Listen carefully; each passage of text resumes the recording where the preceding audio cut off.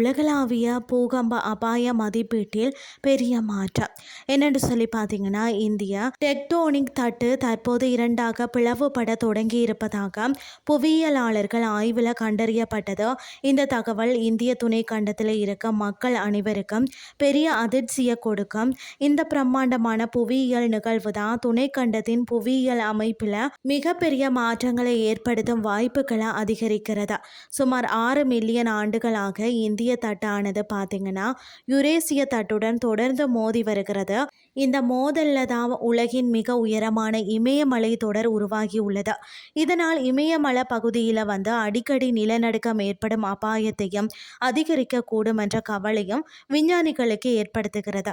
புதிய ஆய்வின் முடிவுகளின்படி பார்த்தீங்கன்னா, இந்திய தட்டின் கனமான அடிப்பகுதி உடைந்த பூமியின் கவசத்தில் கீழ்நோக்கி மூழ்க தொடங்கியுள்ளதாக கூறுகிறதா.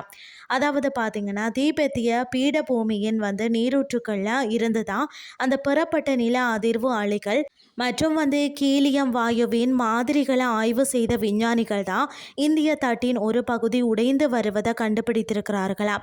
இதில் இரண்டாக பிரியும் தட்டின் ஒரு பகுதி கீழே செல்கிறதாம். தட்டின் மேலடுக்கு மட்டும் யுரேசிய தட்டுடன் மோதி மலைகளை தொடர்ந்து உயர்த்தி வருகிறதா. இந்த விளைவுகள் எப்படி இருக்கும்னு சொல்லி பார்த்தீங்கன்னா, இந்திய தட்டு பிளவுபடுவது பெரும் கவலைக்குரிய விஷயமாக இருக்கிறதா. இதன் தாக்கங்கள் பிராந்தியம் முழுவதும் நிலநடுக்க செயல்களை ஊக்குவிக்கும். ஏற்கனவே தீபத்திய பீடபூமி அதிக பூபங்களால் பார்த்தீங்கன்னா பாதிக்கப்படும் ஒரு பகுதியாக உள்ளது. இந்த ஆய்வு பற்றிய ஸ்டோன்போர்ட் பல்கலைக்கழகத்தின் புவியியல் ஆய்வாளரான சைமன் கிளம்பரர் டெக்டோனிக் தட்டுகள் மோதும் இடங்களில் இந்த வகை பிளவுகள் ஏற்படுவது பொதுவான விஷயம்தான்.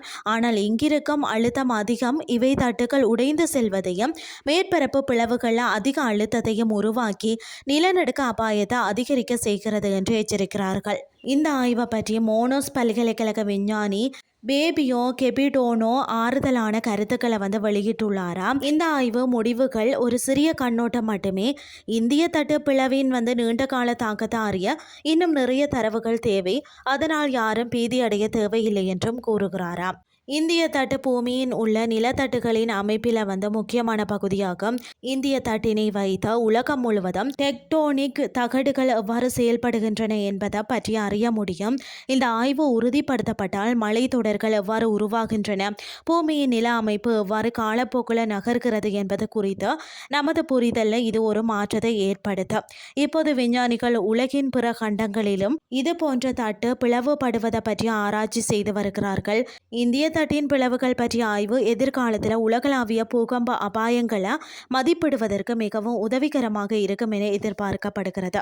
இன்றைய கிறிஸ்டி உங்களுக்கும் பிரயோசனமாக அமைஞ்சிருக்கும்னு சொல்லி நானும் நம்புகிறேன். இதே மாதிரி மற்றும் ஒரு கிறிஸ்டின் வேலையாக உங்களை சந்திக்கிறேன். நன்றி.